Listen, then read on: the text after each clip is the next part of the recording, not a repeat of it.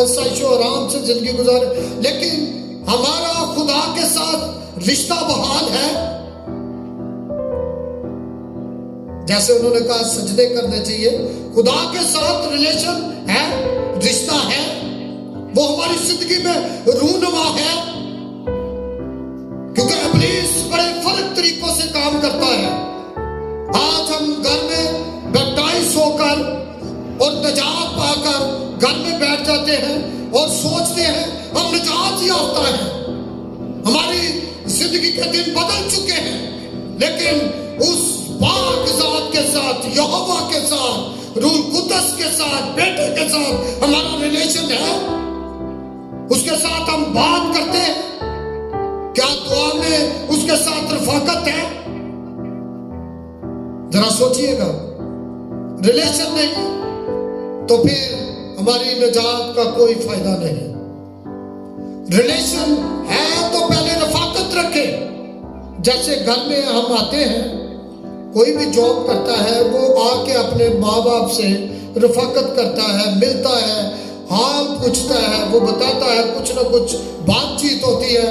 تو جو وہ خداوندوں کا خدا ہے، جس کے حضور ہم نے نجات پائی، ہم نے توبہ کی، اپنے شیطانی یا اس دنیا کو چھوڑا اور خدا کو اپنایا، تو اس سے رفاقت ہے۔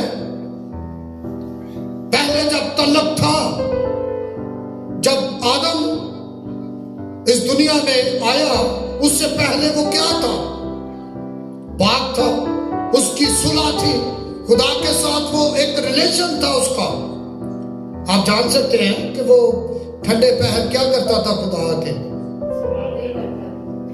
تو آج کیا ہے؟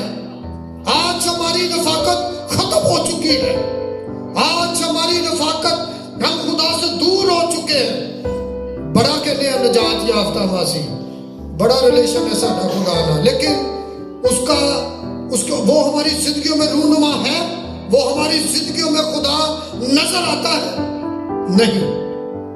آج کوشش کریں کہ اگر آپ نجات یافتہ ہیں تو ہماری زندگی میں خدا نظر آنا چاہیے۔ کئی دفعہ ہم غصے میں آتے ہیں، اس میں بھی ہوں، اور کئی دفعہ ہم غصے میں آ کے بڑی فرق باتیں کر جاتے ہیں، اور اس پر کنٹرول کرنا لازم ہے۔ اگر ہم کنٹرول نہیں کرتے تو پھر ابلیس ہمارے اندر سے کام کرتا ہے۔ تو پلیز اپنے آپ کو کنٹرول کرنے کا طریقہ سیکھیں۔ ان میں بھی ہوں، آپ بھی ہیں، کیونکہ ہم ہر روز کسی نہ کسی وجہ سے کوئی بات کر سکتے ہیں، کیونکہ کلام میں لکھا ہے ہم باتوں باتوں میں کیا کرتے ہیں؟ خطا کر جاتے ہیں۔ تو وہ خدا پسند نہیں کرتا، وہ گناہ کی زد میں آ جاتا ہے، اور گناہ جب کرتے ہیں تو پھر خدا کئی دفعہ ہماری کمزوریوں کو جانتا ہے، روح القدس ہمیں گائیڈ بھی کرتا ہے، بیٹے تو یہاں سے غلط ہے، تو لیکن ہم روح القدس کی نہیں سنتے، اسی اپنی سناتے ہیں۔ ہاللیلویا۔ تو اس لیے خدا کو اول درجہ دیں، اور ہماری شرمندگیوں کو، ہمارے خوف کو جب خدا دور کرتا ہے تو اس سے ریلیشن رکھنا لازم ہے، اس سے رشتہ رکھنا لازم ہے۔ آپ دیکھیے گا کہ نجات کا تعلق صرف ہم سے نہیں۔ کئی دفعہ ہم نجات پا کے خوش ہوتے ہیں، نجات پا کے اپنے آپ کو کہتے ہیں خدایا شکر ہے میں نجات یافتہ ہے، لیکن آپ کی خوشی میں خدا بھی آپ کا خوشی کا باعث بنتا ہے۔ آپ کو یہ نہیں پتا جب آپ نجات پاتے ہیں تو آسمان پر خدا بھی اور فرشتے بھی خوش ہوتے ہیں۔ بات کو سمجھیں؟ اور اس کے بعد جو نجات کے بعد ہمارے اندر ایک تبدیلی آنے کی ضرورت ہے۔ اگر تبدیلی نہیں تو پھر ہم نجات یافتہ نہیں۔ میں ایک تھوڑی سی سٹوری بیان کرنا چاہتا ہوں۔ اگر ایک تقریب ہو، ایونٹ ہو، تو وہاں پر جب ایک شادی بیاہ ہوتا ہے تو سب سے لازم رسم کون سی ہوتی ہے؟ نکاح اور شادی، ایسی ہے جی۔ سب سے وہ ایونٹ کن کے لیے سجایا جاتا ہے؟ ہاں جی، تو وہ تقریب کو اتنا اہمیت نہیں دی جاتی جتنا نکاح اور شادی کو دی جاتی ہے، ایسے ہی جی۔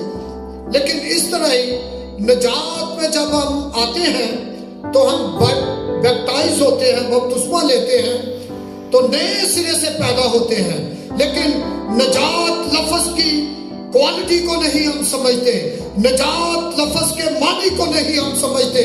ہم بپتسمہ لے لیتے ہیں لیکن اس کے بعد پھر وہی کام، نئے سرے سے پیدا ضرور ہو جاتے ہیں۔ اب وہاں پر نکاح اور شادی کو زیادہ اہمیت دی جاتی ہے، یہاں پر نجات کو زیادہ اہمیت دے، کیونکہ نجات کا لفظ کیا ہے؟ چھٹکارا، خلاصی، چھوٹ جانا اور آنسو کو پوچھ دینا۔ خدا ہمارا رونا ختم کر دیتا ہے، آنسوؤں کو پوچھ دیتا ہے، ابلیس کی قید سے چھڑا لیتا ہے، اور نجات کا مطلب ہے چھٹکارا، خلاصی، قید سے نکال لینا۔ اور